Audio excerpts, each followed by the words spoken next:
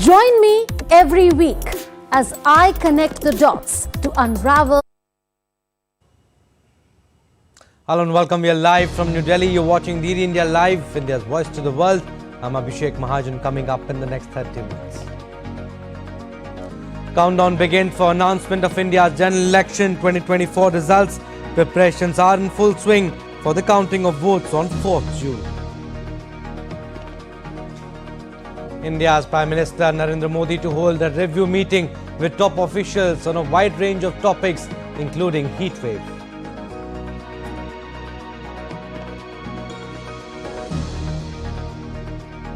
Escalating maritime tension, China says it saw armed Philippine personnel on vessel in disputed South China Sea. Mexicans will vote to pick their next president in a historic race that could see a woman take the top job for the first time.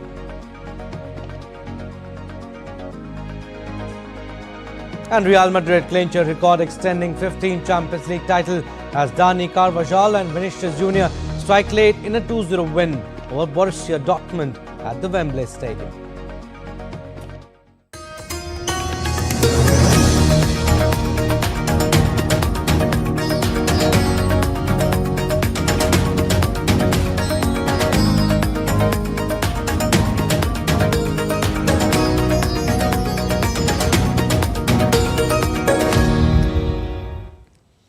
All right, first up, let's get to the latest on the world's largest election in India.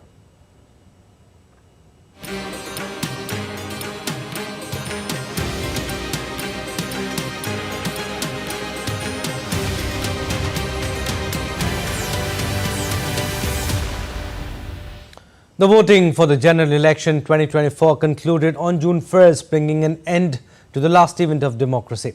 Voting for 543 constituency seats was conducted across 7 phases over the past 50 days. Election Commission of India all geared up for the result day now scheduled for June 4th. All steps have been taken to ensure a transparent and secure counting process.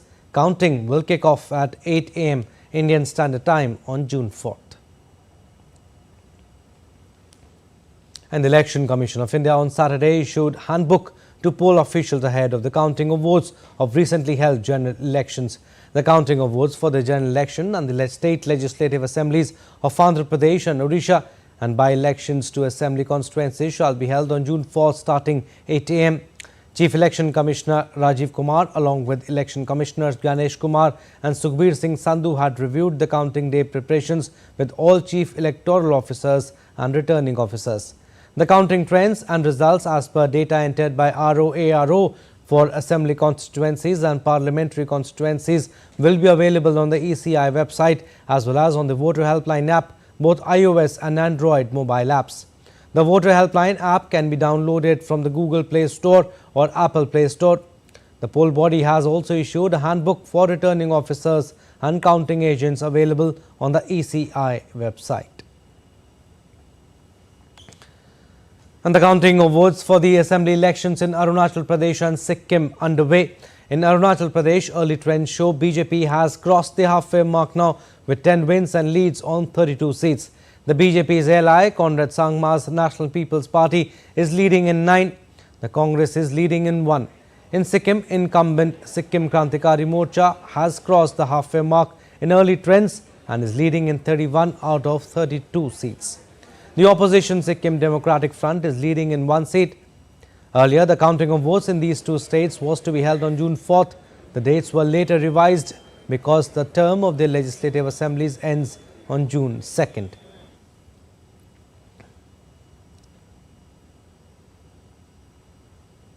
Now, Election Commission of India has provided central forces to prevent any post-poll violence based on assessment provided by the states and central observers.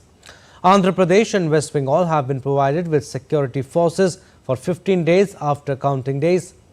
Uttar Pradesh, Odisha, Sikkim, Arunachal Pradesh have been provided security forces till 2 days after counting day.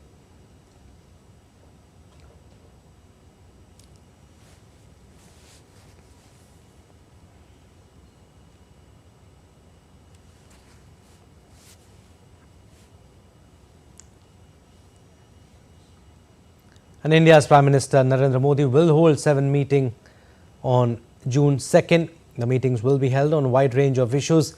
According to government sources, Prime Minister Modi will hold first meeting to review post-cyclone situation, especially in the states of Northeast. Then he will hold a meeting to review the heat wave situation in the country. PM Modi will also hold a meeting to review the preparations to celebrate World Environment Day at a large scale. PM Modi will also hold a long brainstorming session to review the agenda for 100-day program.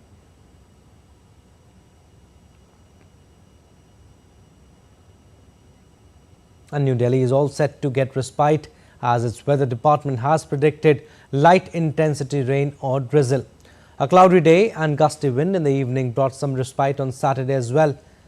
Though the prevailing heat wave conditions are likely to abate gradually over the next 2 days and the maximum temperature may settle below 45 degrees Celsius. The heat wave conditions in the city are expected to reduce in coming days. India's weather department also issued an alert for heavy rainfall at isolated places over north and south coastal Andhra Pradesh, Rayalaseema and Yanam in southern India for 5 days.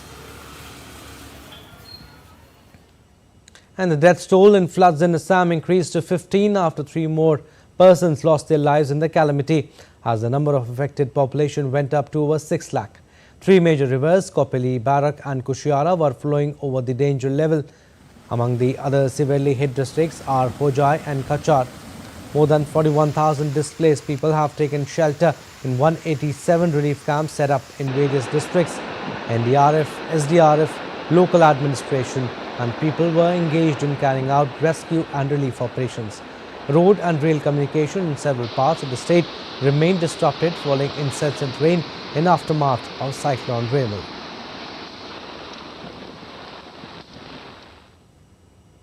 And southern Indian state Tamil Nadu's forest department has installed overhead foggers at the Trichy M.R. Palayam Elephant Rehabilitation Centre to provide relief to the elephants from the scorching heat. The foggers reduce the temperature by 3 to 5 degrees Celsius compared to the external atmosphere, which help provide much needed relief from the heat. Dietary adjustments have also been made for the elephants to help them stay hydrated and nourished.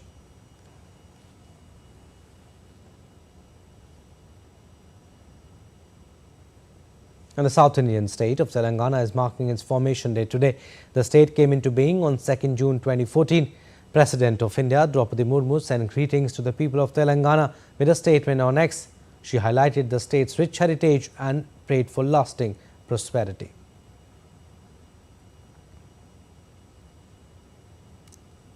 Vice President Jagdeep Dhankar also extended greetings to the people of Telangana and wished for continued prosperity and new heights of development.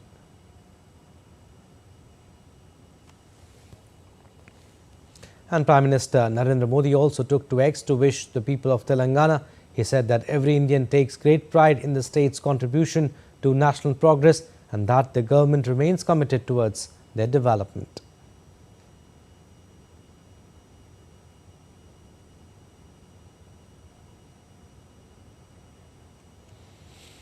And in a tragic incident, at least 7 members of a family, including 5 children, drowned after a boat they were travelling in capsized in central Indian state of Madhya Pradesh.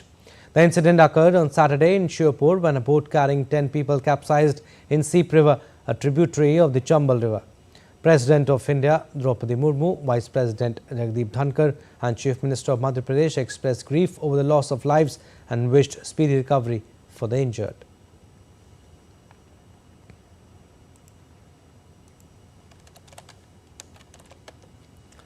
India sends humanitarian assistance to Cuba. India's Ministry of External Affairs spokesperson Randeep Jaiswal in a social media post said a consignment of 90 tons of 9 made in India active pharmaceutical ingredients or APIs left Mundra Airport for Cuba on June 2nd.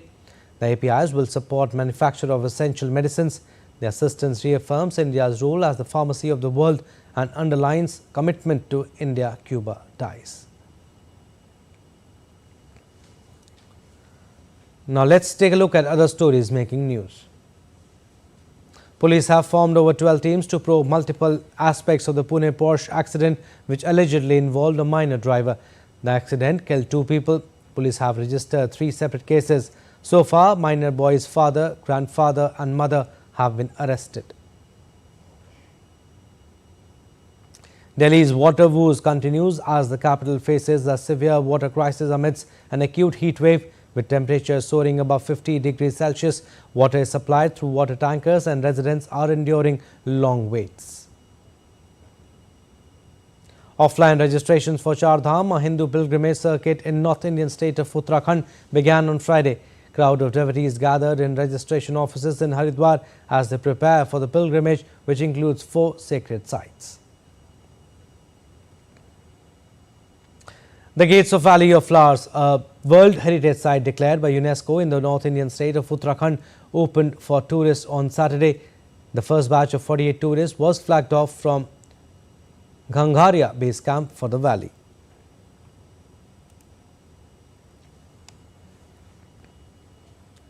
All right, still to come on this edition of DD India Live. China lands uncrewed spacecraft on far side of the moon.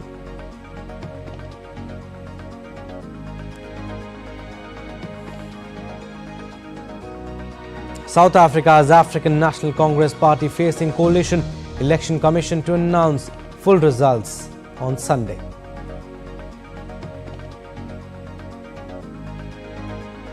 And chess grandmaster Praggnanandhaa stuns world number 2 Fabiano Caruana after upsetting number 1 Magnus Carlsen in classical chess to climb into world's top 10.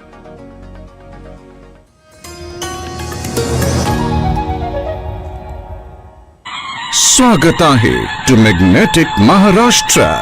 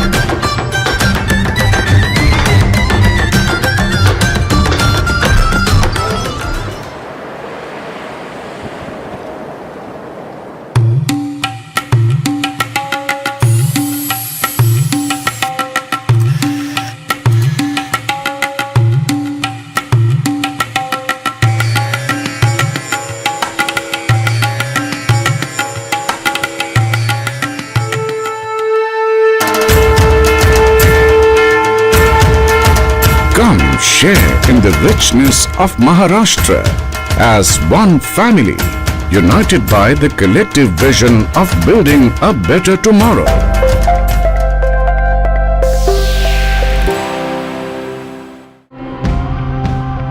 The marriage between tech and tradition is what farmers need across the globe. Tech shows us ways to deal with new challenges in our world, while traditional knowledge and varieties show us how to withstand these challenges. Some people in society look negatively at a woman if she steps outside of her home. Would you know 700 different crop problems on 30 different crops? Diagnostic, that's tough for a human to do. Big food manufacturers are getting like the biggest share. Farmers and farm workers, which are like in the bottom of this value chain. When a volcanic eruption injects ash, dust and gases into the atmosphere, into the stratosphere, they form sulfate aerosols, which the Earth's rotation helps spread around the globe.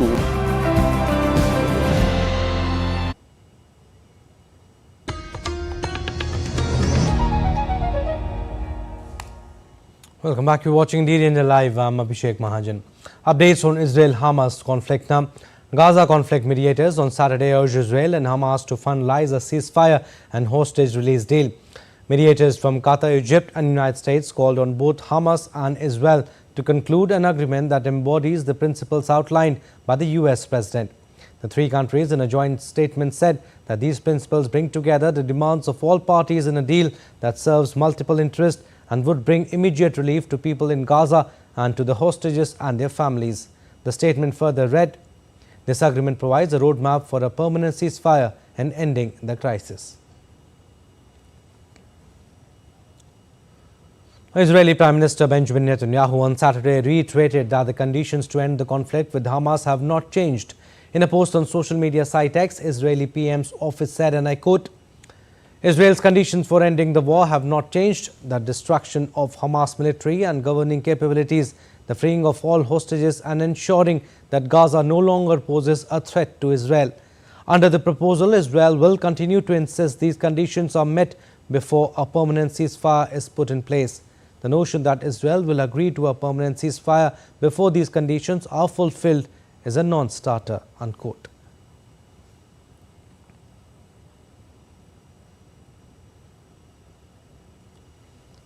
Now, thousands of Israelis have again taken to the streets of Tel Aviv on Saturday, putting pressure on the government and Prime Minister Netanyahu to strike a deal with Hamas that will see the release of Israeli captives held in Gaza. A large banner was carried by some members of the crowd, pleading with US President Joe Biden to save the captives by exerting pressure on Netanyahu to accept a ceasefire deal. Among those in the rally was Avi Ofer, who has been on hunger strike for 28 days. These protests have been occurring every weekend for months, with demonstrators also calling for early elections. Now, China's defense chief Dong Jun warned that prospects of a peaceful reunification of Taiwan were being eroded and promised to ensure the island would never gain independence. He was addressing the Shangri-La Dialogue Conference on Sunday. China views democratically governed Taiwan as its own territory over the strong objections of the government in Taipei, and last month staged war games around the island in anger at the May 20 inauguration of President Lai Ching-te, who Beijing calls a separatist. Dong said Taiwan was the core of core issues for China, but Taiwan's ruling Democratic Progressive Party is incrementally pursuing separatism and bent on erasing Chinese identity. He accused foreign powers of interfering in domestic issues and emboldening Taiwan's separatists. Dong called the arms sales a test of China's red lines. A Chinese state broadcaster CCTV on Sunday said that the personnel on a Philippine vessel in the South China Sea last month carried guns on deck. China's Coast Guard has said that the incident occurred near the Second Thomas Shoal, which is an area of the South China Sea where Beijing and Manila have had an escalating maritime dispute for months. China has accused the Philippines of trespassing and of treachery, while Manila has slammed Beijing for what it says is a policy of aggression and dangerous maneuvering inside its exclusive economic zone. Now, South Korea on Sunday said that North Korea sent some 600 balloons carrying trash into the region overnight. The balloons carrying garbage like cigarette butts, cloth, paper waste and plastic were found across the capital Seoul. The military is conducting aerial reconnaissance to track down and collect the balloons. Emergency alerts were issued in North Gyeongsang and Gangwon provinces and some parts of the Seoul. Early on Wednesday, North Korea had sent hundreds of balloons carrying trash and excrement across the heavily fortified border, calling it gifts of sincerity. Meanwhile, South Korea's Defense Minister Shin Won-sik and U.S. Defense Secretary Lloyd Austin on Sunday reaffirmed a coordinated response to any North Korean threats and provocations based on the South Korea-U.S. alliance's combined defense position. The two leaders condemned a series of missile provocations by North Korea as they met on the sidelines of the Shangri-La Security Dialogue in Singapore. Now, Ukrainian President Volodymyr Zelensky met with U.S. Defense Secretary Lloyd Austin on Sunday. Ukraine's Defense Minister Rustem Umerov was also at the meeting. Officials said Zelensky and Austin are expected to discuss the current battlefield situation in Ukraine, and Austin will underscore U.S. commitment to ensuring Ukraine has what it needs to defend itself against ongoing Russian aggression. Zelensky is also scheduled to speak at the Security Summit's final discussion session on Sunday on reimagining solutions for global peace and regional stability. Now, Ukraine's President Volodymyr Zelensky met Michael McCall, the Republican chairman of House Foreign Affairs Committee, on Saturday on the sidelines on the Shangri-La Dialogue Defense Conference. The meeting covered the frontline situation and military assistance, particularly additional systems and missiles to strengthen the air defense. Zelensky said they paid special attention to increasing sanctions against Russia. Important package of support, so thank you so much for. South Africa's Election Commission will announce the final results of the country's general election on Sunday. The ruling African National Congress party is expected to form a coalition government after the party lost its 30-year majority. As of Saturday, the party had received 40.19% of votes, according to results from 99.87% of polling stations. A coalition government marks an unprecedented prospect for the ruling ANC, which ends 3 decades of its dominance since it freed the country from apartheid. Now, Mexicans head to the polls on Sunday in a historic presidential election in which the two main candidates are women, ushering in a new political era for Latin America's second largest economy. Mexico's new president will inherit a country with lagging economic growth and an elevated rate of violent crime, especially related to drug trafficking at the hands of the country's powerful cartels. Now, El Salvador's President Nayib Bukele took office on Saturday for a second term. He pledged to cure the illness of the Central American country by prescribing his medicine to fix the economy, following his successful treatment to cure the cancer of the gangs during his first 5 years in office. The Central American leader said that his prescription against the gangs is working. In his first term, he transformed security in the country of 6.3 million people that was once one of the world's most dangerous.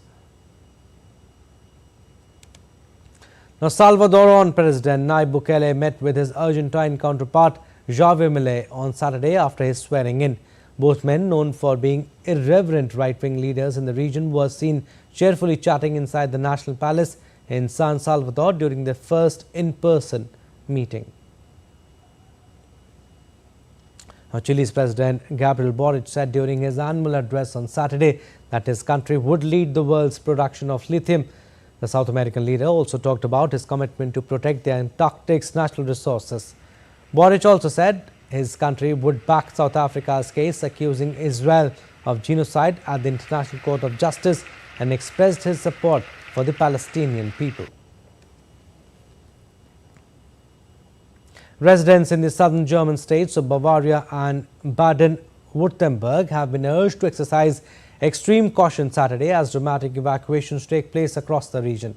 So far, states of emergency have been declared in several districts, and the German Weather Service has issued severe weather warnings in more than 10 districts, with forecasts for more heavy rain over the next 24 to 48 hours. Now, China landed an uncrewed spacecraft on the far side of the moon on Sunday, a mission which aims to retrieve rocks and soil from the lunar surface. The landing elevates China's space power status in a global rush to the moon, where countries including the United States are hoping to exploit lunar minerals to sustain long-term astronaut missions and moon bases. Sports now. Real Madrid were crowned kings of Europe for a record-extending 15th time with a 2-0 victory over Borussia Dortmund in the Champions League final at the Wembley Stadium on Saturday.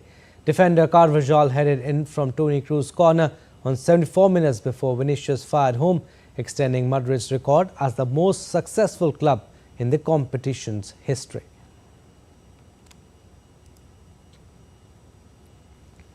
Now, the US defeated Canada by 7 wickets in the opening match of ICC Men's T20 Cricket World Cup on Sunday at the Grand Prairie Stadium. After being asked for bat, Canada batted brilliantly to post 194 for 5.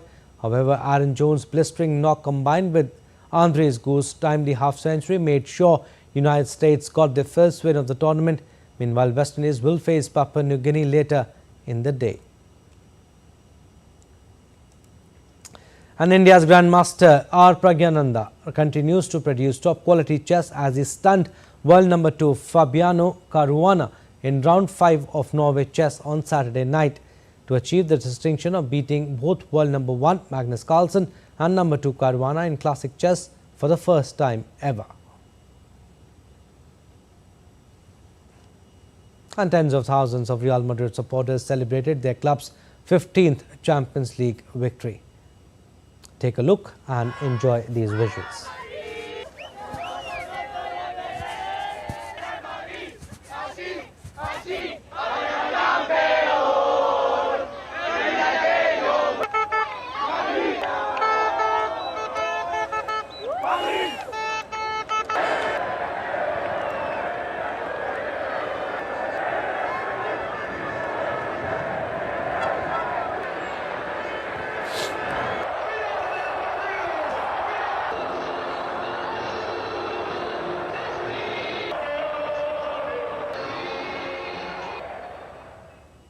Alright, that's all for this edition of DD India Live, but do let us know your thoughts on the news of the day. For those on the go, you can get all the latest news and updates from India and across the world on the DD India mobile app. The app is available on both Android and iOS platforms. Scan the QR code on the screen to download now. We'll be back with more news as it breaks here on DD India. I'm Abhishek from all of us here in Delhi. Thanks for watching DD India Live.